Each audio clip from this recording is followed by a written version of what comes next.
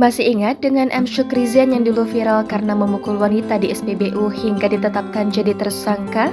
Bahkan Syukrizen sempat dipecat hingga dilakukan pergantian antar waktu selaku anggota DPRD Kota Palembang dari fraksi Gerindra karena penganiayaan yang dilakukan di SPBU.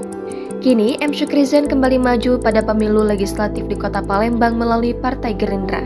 Ketua DPC Gerindra Kota Palembang, Prima Salam membenarkan kalau M. Syukrizen kembali mendaftar sebagai calon legislatif di Pileg Palembang 2024. Prima mengakui status keanggotaan Syukri di Partai Gerindra sempat dicabut.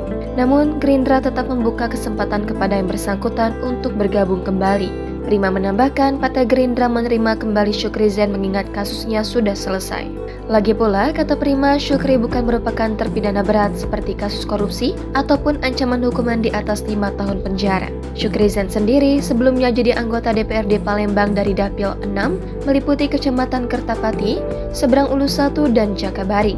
Kini dia bergeser maju dari Dapil 1, meliputi Kecamatan Ilir Barat 1, Ilir Barat 2, Bukit Kecil, dan Gandus. Partai Gerindra Kota Palembang sendiri menargetkan sebagai pemenang pada Pileg 2024. Sekedar informasi, M. Syukrizen sebelumnya dipecat dari Partai Gerindra atas kasus dugaan penganiayaan. Korbannya adalah wanita bernama Tata, kejadiannya di SPBU yang viral di media sosial pada Agustus 2022 lalu. Syukri saat itu merupakan kader Partai Gerindra yang terpilih menjadi anggota DPRD Palembang periode 2019 hingga 2024. Dia sudah menjadi wakil rakyat selama 4 periode.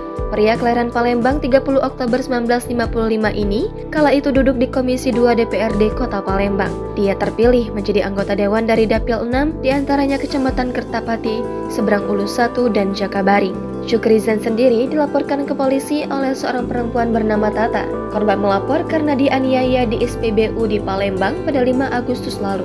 Saat itu, cekcok yang berujung pemukulan bermula saat Syukrizen hendak menerobos antrean untuk mengisi bahan bakar. Karena tak diberi izin menerobos, anggota DPRD Palembang itu beringas, memaki korban dan ibunya dengan kata-kata kasar disertai memukul.